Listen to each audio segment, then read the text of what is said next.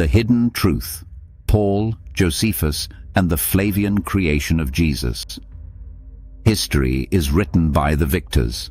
But what happens when the victors rewrite history to control the minds of the people? Paul of Tarsus, Flavius Josephus, the Flavian dynasty. These weren't just men of history. They were the architects of Christianity itself.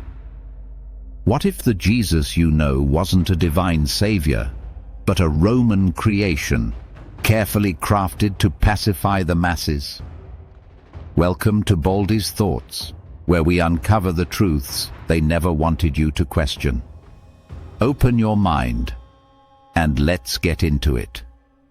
In a time of great turmoil and upheaval, when Rome ruled with an iron fist and rebellion stirred in the hearts of the oppressed, there lived a man named Yosef ben Matityahu. Known today as Flavius Josephus, his story is one of survival, shifting alliances, and a profound influence on the religious narratives that shaped the world. Born into a distinguished Jewish priestly family, Yosef found himself caught in the Jewish-Roman War, a bloody conflict that ravaged Judea. Captured by the Romans, he faced execution, but in a bold act of self-preservation, he predicted that his captor, Vespasian, would soon become emperor of Rome.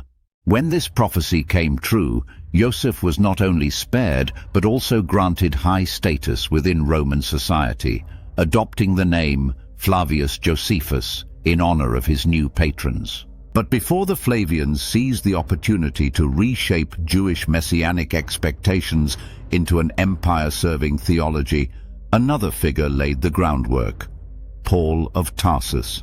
Paul, the first step toward a Romanized Messiah. Unlike later gospel accounts that depict Jesus as a physical, earthly figure, Paul's letters, written decades before the Gospels, never describe a human Jesus walking the streets of Galilee. Instead, Paul spoke of a mystical, celestial Christ, a being revealed to him through visions and divine inspiration. His writings emphasized faith, salvation, and most importantly, obedience to authority. Paul, a Roman citizen, taught in Romans 13:1-7 that all governing authorities were appointed by God and that believers must submit to their rulers. This message aligned perfectly with Roman interests. A religion that promoted obedience rather than rebellion could be a valuable tool for controlling the masses. Thus, Paul's teaching set the stage for what the Flavians would later turn into a fully developed religious movement. The Flavian invention of a Messiah. Following the Jewish-Roman War, the Flavian dynasty, Vespasian and his son Titus, needed a way to pacify the Jewish people and prevent future uprisings.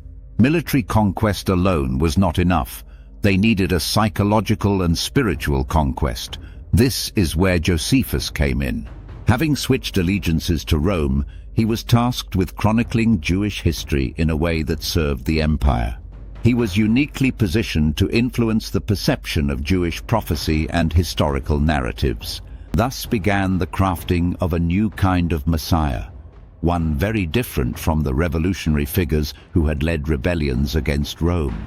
Instead of a warrior king, this Jesus would preach peace, humility, and submission to imperial rule. His story was carefully constructed, weaving together elements from older mythologies, Jewish prophecies, and Paul's theological framework.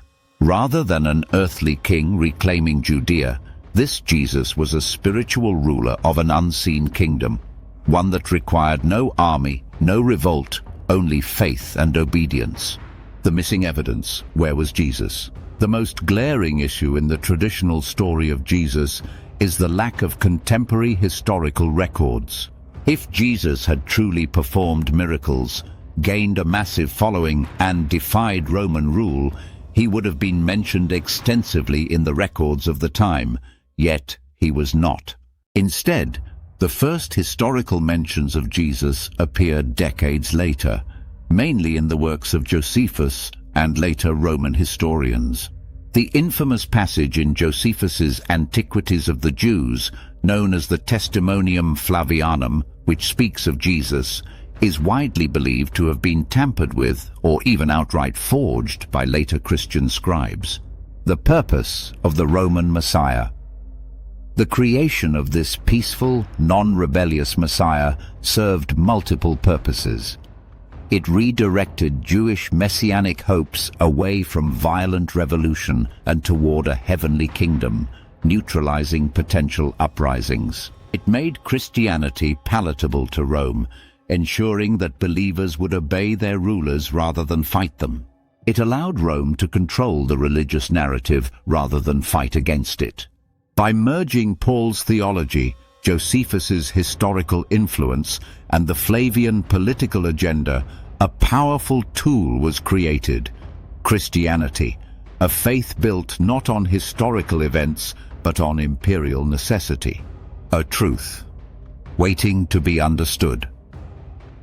For centuries, this story has remained hidden beneath layers of doctrine, tradition, and institutional power. But now, as history is re-examined, the truth is being uncovered. The Jesus of the Gospels was shaped to serve the needs of an empire. The earliest Christian theology established by Paul never required a historical Jesus, only faith in a cosmic Christ. Josephus and the Flavians finalized the narrative, ensuring that Christianity would serve Rome, not overthrow it. This is the story of Paul, Josephus, and the creation of a Messiah, a truth whispered through the ages, waiting patiently for those with ears to hear. If this shook what you thought you knew, good.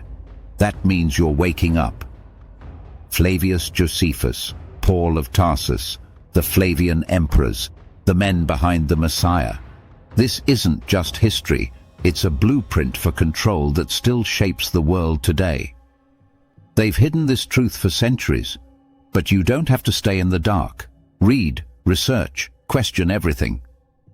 And if you want more unfiltered truth, make sure to like, subscribe, and hit that notification bell, because the next video might just challenge everything you believe.